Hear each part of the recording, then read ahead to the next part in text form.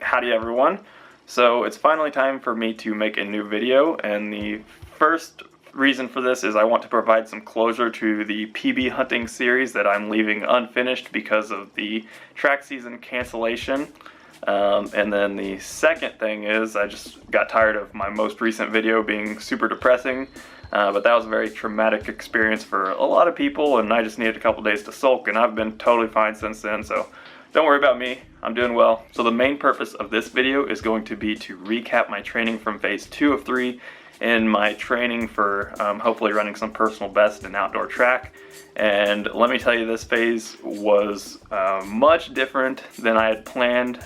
It was more about overcoming obstacles than it was about achieving the objectives that I originally set for phase 2. So my main goals for phase 2 were to introduce racing again, to run some really good VO2 max workouts, and to not go crazy with the volume, just hover between 60 and 80 miles per week, kind of take what I can get depending on what the week looks like and if we're hosting a meet or if we're traveling. So those were the objectives. So let's get into it now.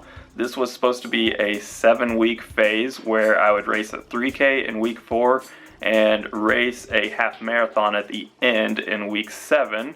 And then to recap what I did just before this, my last 2 weeks of phase 1, I had run 91 miles in each of those weeks and had done some pretty big volume lactate threshold workouts and some good long runs. So I wanted to start off with a little bit of rest and recovery. So week 1 of phase 2 started off with a day off, and then Tuesday and Wednesday consisted of easy mileage before doing my first workout of this phase on Thursday. So on Thursday I did a critical velocity workout, which is somewhere in the neighborhood of 10K race pace, and this wasn't supposed to be a super hard workout. It was just to start adapting to faster paces, and the paces were harder than I expected. The paces that I planned, I wanted to run 3:10, and it wasn't really easy that morning.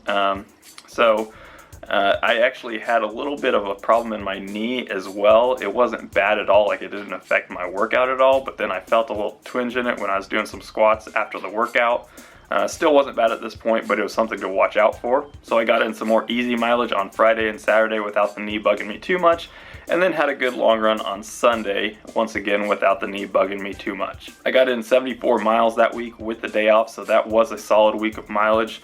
The traveling and meet hosting wasn't too intense this week, so I was able to keep getting some decent volume in this first week. So in week 2, I got in some more easy mileage on Monday, and in hindsight, doing a 6:10 double was probably a little bit too much, because on Tuesday when I did the lumberjack, my knee problem had escalated a little bit, and it was bugging me a little bit more during the warm-up, and I almost considered calling the lumberjack off because it was bugging me to that degree, but I decided not to, and I had a good workout. So to remind you what the lumberjack is, it's 3 sets of 4 times 400 with a 2-mile tempo between each one. So there is a workout video for that specific workout, so if you want to watch that, I'll put it up in the cards. So even though the workout went well, I can say it was probably a pretty bad decision to go through with the workout, because Wednesday my knee was bugging me, and I figured it could just be a one-day thing, and I'd take Wednesday off and be able to get back into things just like normal after that. So took Wednesday off. Thursday did another easy run, and my knee still felt goofy, and just like I couldn't put a whole lot of power into it. It felt like it was giving when I'd put weight on it, and it's bent and everything. So just decided to take the rest of the weekend off because we were hosting a big meet as well, and I just wanted to get through this knee thing as soon as possible. So at the beginning of week 3, decided to go for another run, see how it did, and it was pretty rough for the first couple miles, but then it improved quite a bit after that. So I got through 8 miles on Monday, and then I decided from here on out I was going to run every other day while I do some rehab. So I was doing rehab once or twice a day from here on out. I had determined that it was probably patellar tendonitis that I was dealing with, so if I could just strengthen my quads and hamstrings a little bit, that could probably go away. So ran every other day. Wednesday there was a pretty heavy improvement from Monday, so Wednesday's run was good. Thursday took off again, and then Friday I decided that if I felt great I was going to do a little bit of moderate pace stuff, and had a pretty good run on Friday.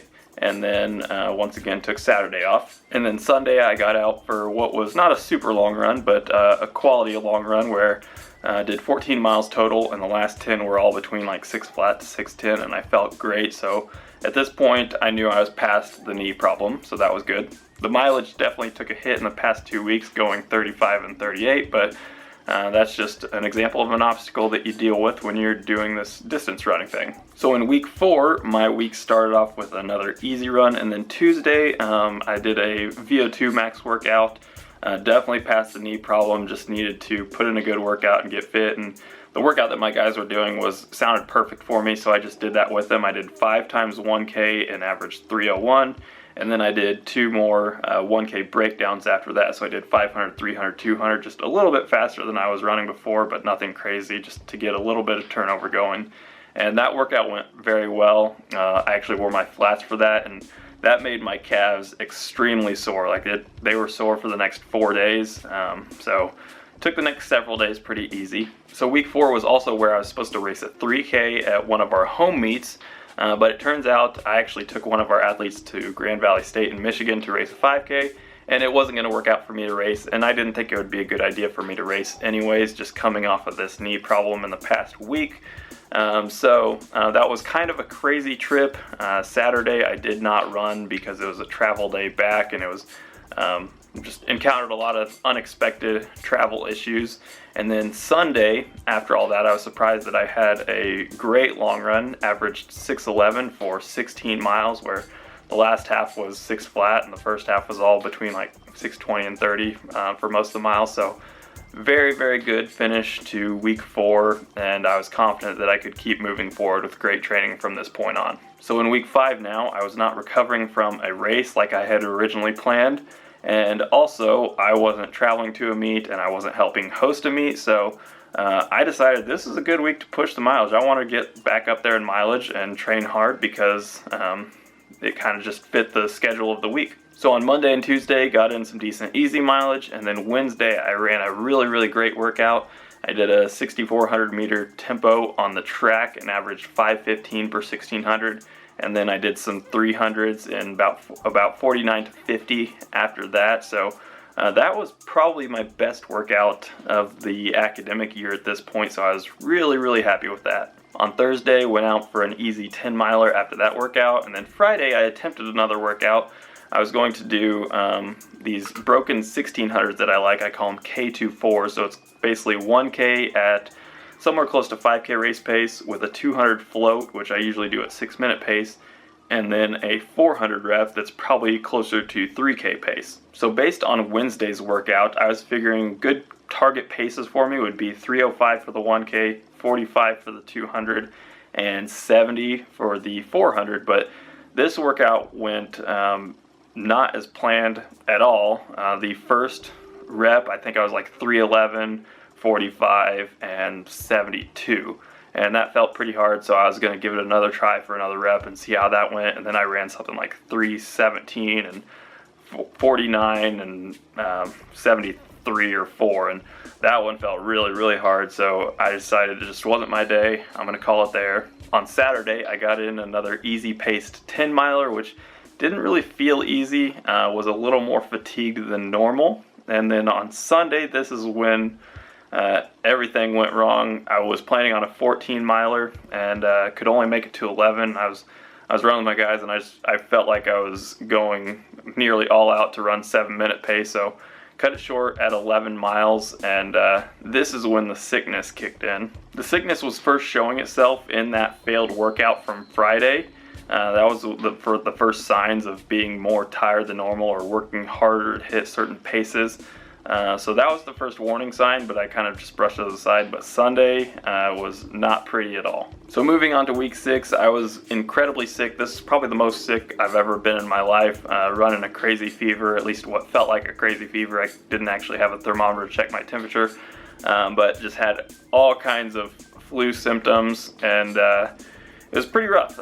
My body was achy and fatigued all week, so I took the entire week off. I didn't feel like I was ready to run for the entire week, and we were also hosting the conference championship at the end of the week, so I just needed to take a full week off and not do anything exercise related. So towards the end of the week, that's when I decided that the half marathon that was supposed to be at the end of week 7, that was not happening for me. So it was just time to reset and move on to the next phase of training that would start with just recovering from the sickness and easing back into training. So now I'm just going to skip week 7 of this cycle and switch it to week 1 of 3 of recovering from this sickness. So this is the past 3 weeks of training. So finally, after being out for a week, I felt like I was somewhat ready to go for a run on Monday.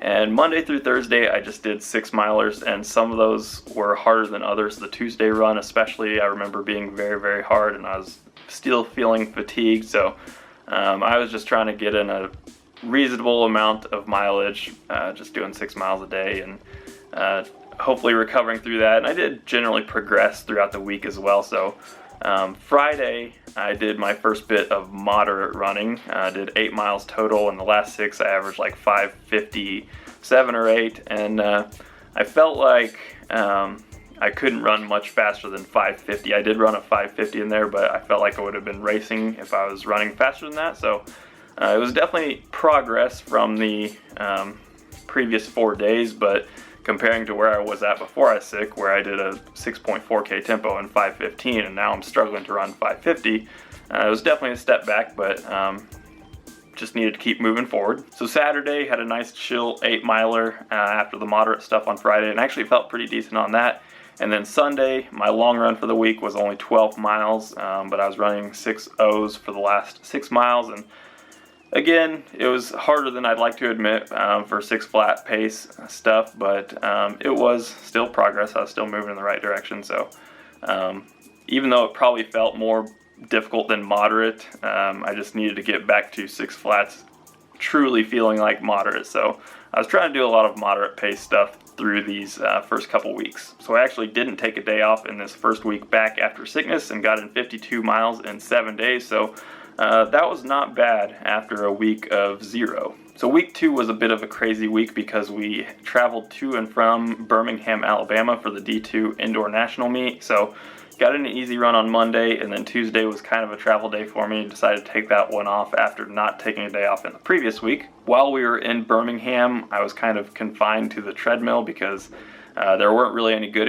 areas to run from our hotel. So just stuck to the treadmill. So on Wednesday, I was getting in more of that moderate pace stuff that I was just talking about. So I wanted to do 10 miles in 60 minutes, but gradually throughout the run was working pretty hard. So I decided to call it at 7 miles of moderate. So 7 miles in there, I averaged 5:55, and then went a couple easy miles after that.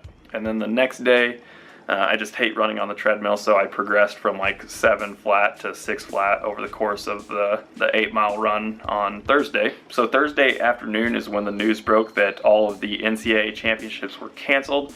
So Friday was our travel day back from Alabama to Kansas, so I did not run on Friday. Saturday, easy 8-miler, and then Sunday, a decent long run where I did the last 7 in like 6:10. So that was the first run where I started feeling more comfortable at the 6-minute pace stuff. So in the second week back from sickness, once again, I hit 52 miles, but that was with 2 days off. So that was a lot of progress from the week before in terms of volume. So now in week 3, this was last week. Monday started off with a great run, and this is where I totally felt like myself again. So was ready to start training hard again. This whole sickness thing, it wasn't like I was coming back from a structural injury, so I wasn't afraid to push the volume. In addition to that, I wasn't afraid to push the training because basically everything was canceled and I had plenty of time to rest. Like, we didn't have school, we didn't have practice, everything was canceled pretty much. So got plenty of time to rest and recover, so might as well take advantage of it and train hard, recover hard. So on Tuesday, this was going to be my first time doing something quality that's more than just a moderate run. So I did quite a bit of volume, 10 times 1K, but kept the pace pretty chill and kept the rest relatively high compared to the pace that I was running. So averaged 318 for 10 times 1K. Was very in control in that workout, so that was a great step forward into getting back to faster pace stuff. Then I had more easy mileage Wednesday, Thursday, Friday. Initially, Saturday's workout was supposed to be on Friday, but the weather on Saturday looked perfect, so I pushed that back. And then what that was an 8-mile tempo run, and I averaged 5:30 for that, which kind of blew my mind because that wasn't much slower than I was doing the 1Ks on Tuesday. And obviously, I was doing more volume and didn't have any rest at all, so that was a great workout. And then I finished up the week with a 16-miler at 6:46, kind of progressed from 7 flat to 6:30 over the course of that run, and was very comfortable. Just had a nice relaxing long run, and got 86 miles for the week, which was a nice step forward. So that does it for recapping the past couple months of training. Things are going really, really well right now in training, actually. This current week, I'm on track to get more mileage than I got last week with a couple more great workouts and what will hopefully be a great long run on Sunday. So the goal right now is just to put in relatively high mileage and run some good workouts and keep getting fitter and just build for the next year, since I can't take advantage of this fitness with any racing right now. So with the way phase 2 went, I'm not sure that running any personal best this outdoor season would have been possible, but I definitely would have given them a shot, but I don't get that shot now. But anyways, I got to remember that the overall goal of the year was to set myself up for a better next year, and I've definitely been doing that, and the job isn't quite finished yet. As far as fitness goes, it's just taken a really long time to dig myself out of the hole of dealing with injuries for a year and a half and having very, very inconsistent training. But the training this year has been pretty consistent over the long haul, and I'm actually on track to hit my highest mileage ever in the span of one academic year, so that's great news. So I hope everyone's doing well out there, even without school and practice to keep you in a good routine. I hope you're still training hard.